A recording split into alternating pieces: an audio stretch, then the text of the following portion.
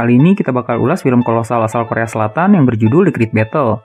Film ini sebenarnya udah pernah kita ulas beberapa bulan lalu, dan alhamdulillah tembus 1 juta views. Tapi banyak juga yang nggak bisa menikmati alurnya karena katanya suaranya terlalu pelan dan intonasinya nggak enak untuk didengar. Makanya kita putusin buat revisi ulasan sebelumnya, yang mudah-mudahan hasilnya nggak lebih hancur dari yang pertama. Dan film ini adalah salah satu film terbaik yang wajib kalian tonton, terbukti dari beberapa komentar dari video sebelumnya. Dan saking banyaknya orang yang terlibat di dalam film ini, muncul juga pertanyaan-pertanyaan yang nggak bisa dijawab. Dan buat kalian yang tahu jawabannya, bisa komen di bawah.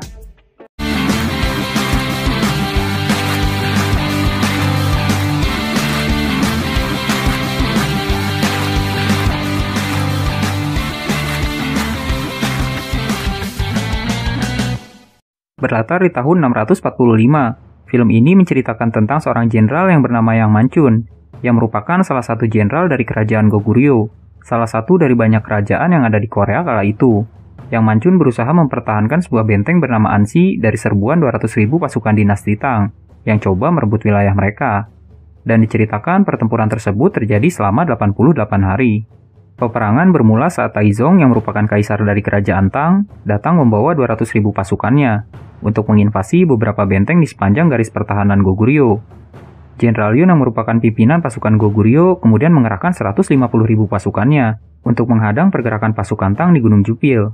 Dalam pertempuran tersebut, pasukan Goguryeo menghadapi kekalahan telak. Mereka masuk ke dalam perangkap yang dibuat oleh Kaisar Tang. Ribuan pasukan Goguryeo tewas dalam pertempuran, dan kurang dari 10.000 pasukan Goguryeo yang berhasil selamat dari pertempuran tersebut.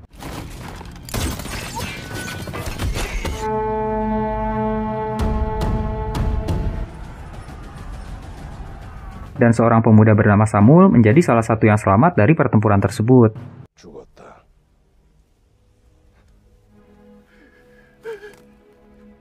Kaisar Tang yang ingin segera menguasai Goguryeo memerintahkan para jenderalnya untuk segera mempersiapkan serangan selanjutnya.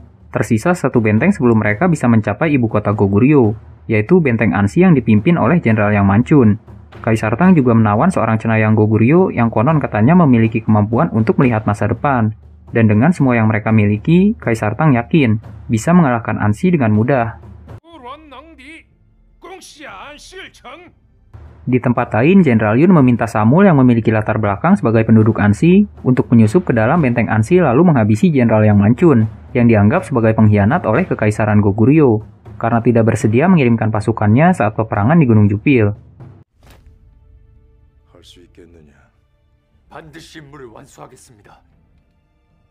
Dalam perjalanan menuju Ansi, Samul bertemu dua orang yang mengaku sebagai pasukan Goguryeo yang selamat dari pertempuran terakhir. Mereka kemudian menawarkan diri untuk membantu Ansi dalam pertempuran, dan tanpa curiga, Samul langsung mempercayainya dan membawa mereka ke Ansi.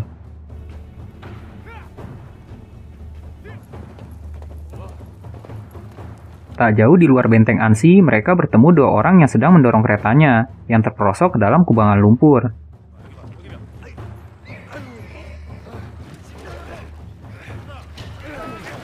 Dan ternyata salah satu dari kedua orang yang mereka bantu adalah Jenderal Yang Manchun, orang yang mereka cari. Di sanalah tangan kanan Jenderal Manchun yaitu Chu menaruh kecurigaan terhadap mereka.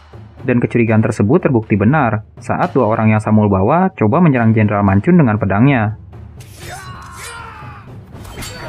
Mereka ternyata adalah mata-mata yang diutus oleh Kaisar Tang untuk memata-matai Ansi. Chu kemudian membunuh dua orang tersebut dan hanya Samul yang dibiarkan hidup.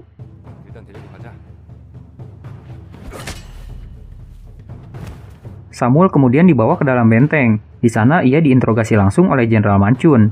Samul berdalih datang untuk membantu Ansi dalam pertempuran melawan pasukan Tang, karena ia juga berasal dari Ansi. Samul merasa ikut bertanggung jawab dengan keselamatan warga Ansi. Sampai kemudian seseorang yang mengenalnya datang dan membenarkan identitas Samul yang memang berasal dari Ansi. Jenderal Manchun kemudian mengenalkan Samul pada bawahan-bawahannya. Samul terlihat sungguh ingin membantu dan mengabdikan diri pada Ansi. Padahal misinya membunuh Yang Manchun masih membara dalam dirinya.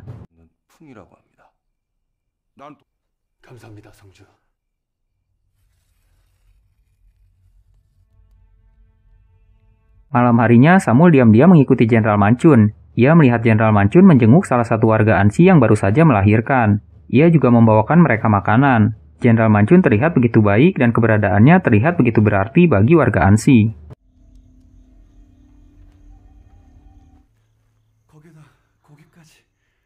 Samul mulai berpikir jika Jenderal Manchun pasti memiliki alasan untuk tidak mengirimkan pasukannya dalam peperangan di Gunung Jupil. Beberapa pasukan pengintai kerajaan Tang mulai terlihat di luar gerbang Ansi, yang menandakan Kaisar Tang dan pasukannya tidak lama lagi akan sampai.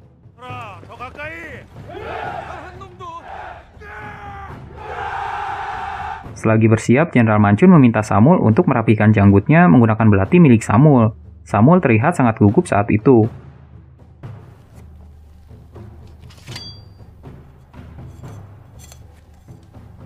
Kamu akan memiliki banyak waktu untuk melakukannya, tapi tidak sekarang.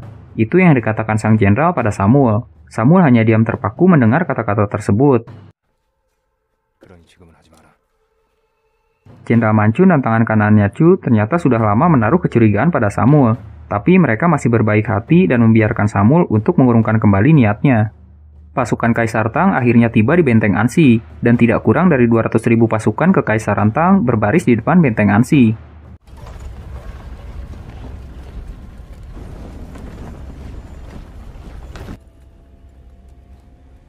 Jenderal Manchun melihat wajah pasukannya yang mulai gentar, melihat musuh yang begitu banyak mengelilingi tembok mereka.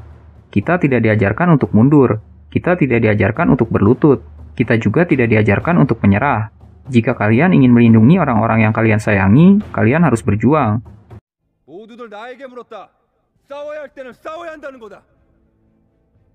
Kata-kata Jenderal Manchun berhasil membangkitkan semangat 5.000 pasukan yang membantunya menjaga benteng Ansi.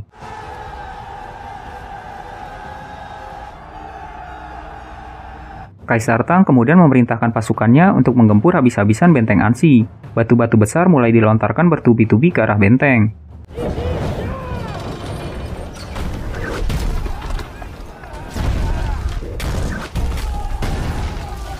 Samul hampir saja terbunuh dalam serangan tersebut. Beruntung Jenderal Manchun berhasil menyelamatkannya.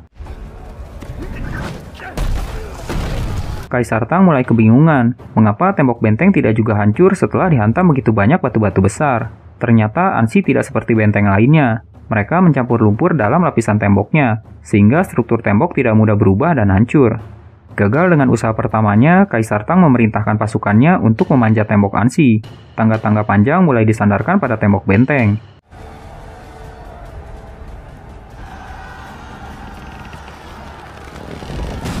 Beberapa pasukan Tang berhasil memanjat. Mereka juga mulai memasuki benteng dari berbagai arah.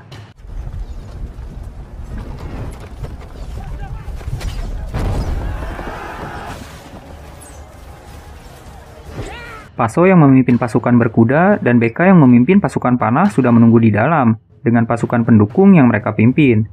Beberapa pasukan Tang yang berhasil menerobos masuk, mereka habisi satu persatu.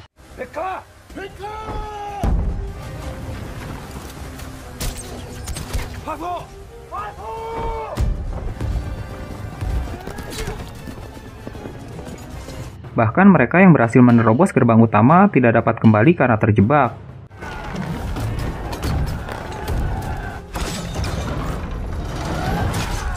Tangga-tangga pasukan Tang mulai dirubuhkan satu persatu. Pasukan-pasukan Tang yang tersisa pun mulai dipukul mundur. Jenderal Manchun lagi-lagi berhasil mempertahankan bentengnya.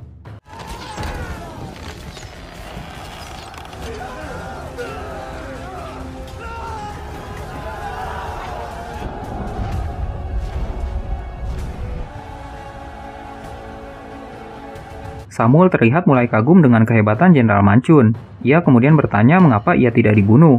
Walau Jenderal Manchun tahu Samul datang dengan niat untuk membunuhnya. Percuma, mereka akan mengirim orang lain untuk melakukannya. Itu jawaban sang jenderal. Keesokan harinya sesuatu yang aneh terjadi. Pasukan Tang terlihat menutupi camp mereka dengan asap. Entah apa yang akan mereka rencanakan kali ini. Samul yang masih penasaran kembali menghampiri Jenderal Manchun. Kali ini ia menanyakan apa alasan sang jenderal menentang Kekaisaran Goguryeo dan tidak ikut membantu dalam pertempuran yang terjadi di Gunung Jupil. Jenderal Manchun kemudian menjelaskan alasannya, tidak ikut dalam pertempuran di Gunung Jupil. Melawan pasukan Tang di medan terbuka sama saja melakukan misi bunuh diri, dan itu terbukti benar. Dan jika semua pasukan mati, tidak akan ada pasukan yang tersisa untuk menjaga Ansi dan penduduknya. Lalu tiba-tiba pasukan Tang kembali menyerang. Panah-panah api mulai diarahkan ke pemukiman penduduk. Ribuan tentara Tang juga berhasil masuk ke dalam benteng dengan bantuan beberapa menara pengepung.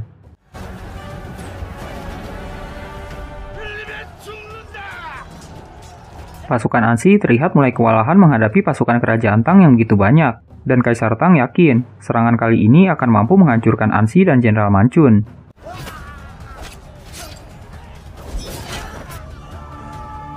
Tapi Jenderal Manchun tidak kehabisan akal. Ia memerintahkan pasukannya untuk mengumpulkan kantung-kantung minyak. Kantung-kantung minyak tersebut kemudian dilemparkan tepat di atas menara pengepung musuh.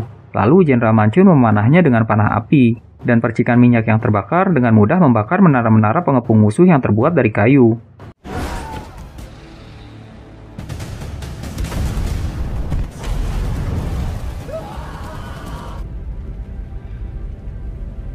Keadaan kini kembali berbalik setelah menara-menara pengepung berhasil dihancurkan. Beberapa pasukan musuh yang tertinggal masih melakukan perlawanan, dan salah satunya bahkan berhasil melukai Jenderal Manchun dengan tombaknya, yang membuatnya hampir saja terbunuh. Beruntung saat itu Samul bergegas datang dan memberikan bantuan, dan menyelamatkan sang jenderal tepat pada waktunya.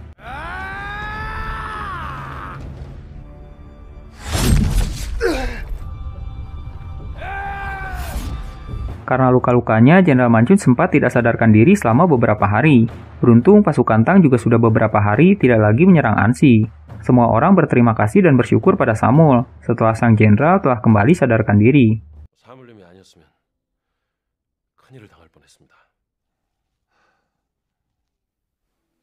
Kaisar Tang kemudian membebaskan Cenayang Goguryeo yang sebelumnya ia tawan.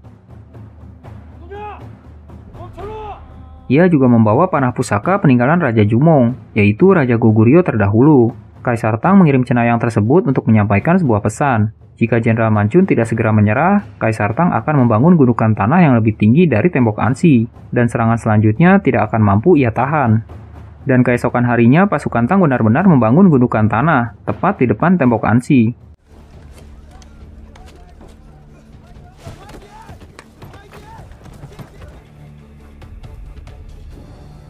Sang cenayang kembali meyakinkan Jenderal Manchun untuk menyerah, agar nyawanya dan nyawa penduduk Ansi dapat diampuni.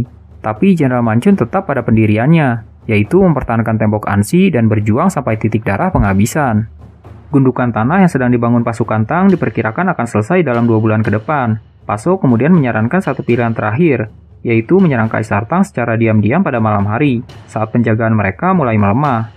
Mereka harus menyerang dengan cepat, dan kesempatan terbaik yang mereka miliki adalah Paso dan pasukan berkudanya. Paso kemudian pergi membawa beberapa pasukan, dan ternyata semua rencana mereka telah bocor, karena setibanya di sana mereka langsung dikepung oleh pasukan panah kerajaan Tang.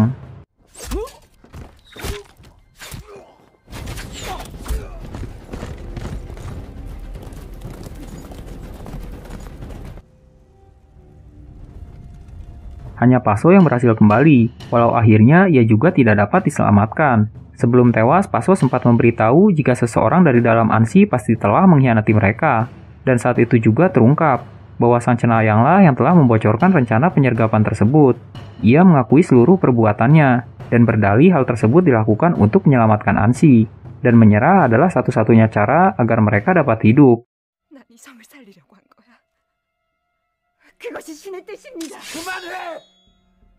Sang cenayang kemudian berlutut dan bersedia dihukum mati jika mereka semua tidak percaya dengan ramalannya. Samul pun langsung menggorok leher sang cenayang sambil berkata jika Ansi tidak akan pernah runtuh.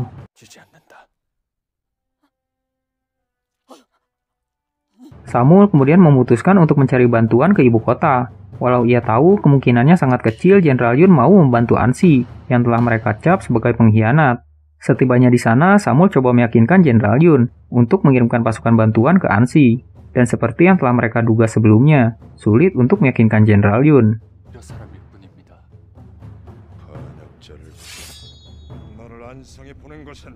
Di Ansi, Jenderal Manchun yang hampir putus asa melihat anak-anak bermain gundukan tanah.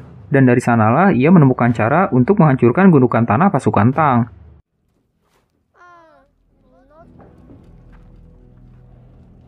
Ia meminta bantuan beberapa penambang untuk menggali terowongan tepat di bawah gundukan tanah yang sedang dibangun oleh pasukan Tang.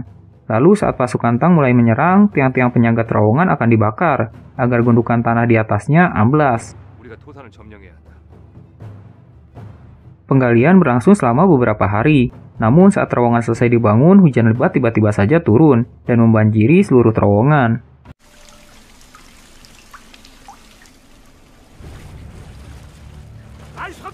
Air hujan tersebut membasahi seluruh tiang penyangga terowongan dan membuatnya sulit untuk dibakar. Cara satu-satunya adalah dengan menebang tiang-tiang tersebut. Para penambang kemudian menawarkan diri dengan sukarela untuk melakukan tugas tersebut, walau mereka tahu resiko yang mereka harus hadapi adalah kematian.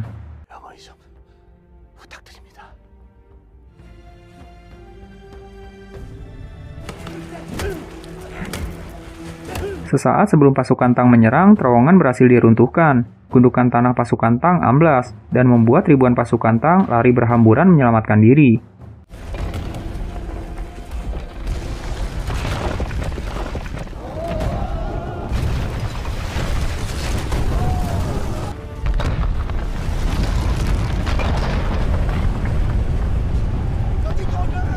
Saat itulah Jenderal Manchun dan pasukannya mengambil alih gundukan.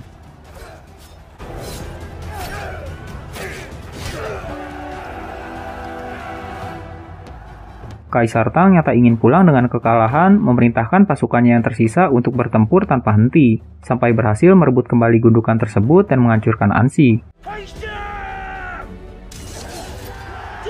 Pertempuran besar tanpa henti benar-benar terjadi selama berhari-hari. Tidak peduli pagi, siang, atau malam, pasukan Tang seperti tidak ada habisnya terus-menerus bergantian menyerang pertahanan Ansi.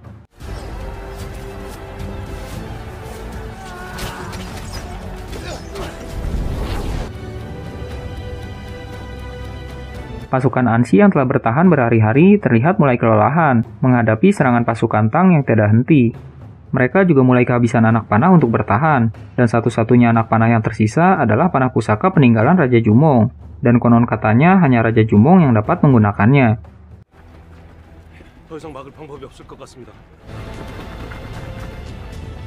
Awalnya Jenderal Manchun terlihat kesulitan menggunakan busur tersebut. Lalu sambil berdoa, ia mengerahkan seluruh sisa kekuatannya untuk menembakkan busur tersebut.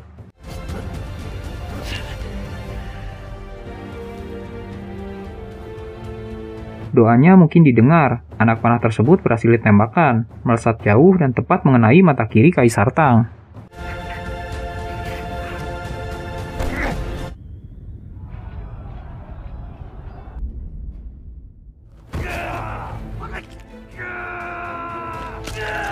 Tak lama, Samul dan Jenderal Yun datang membawa pasukan bantuan dalam jumlah besar. Kaisar Tang yang tidak pernah kalah dalam peperangan, kali ini harus berlapang dada menerima kekalahannya. Ia kemudian memutuskan untuk menarik mundur pasukannya yang tersisa, dan kembali ke kerajaan Tang.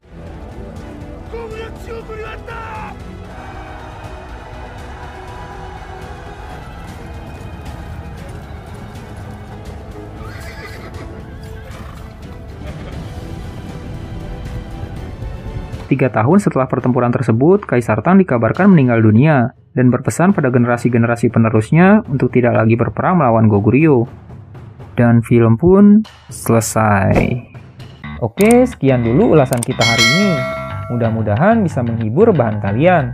Kalau kalian punya saran atau film yang ingin kalian dengar ulasannya, bisa komen di bawah. Terima kasih.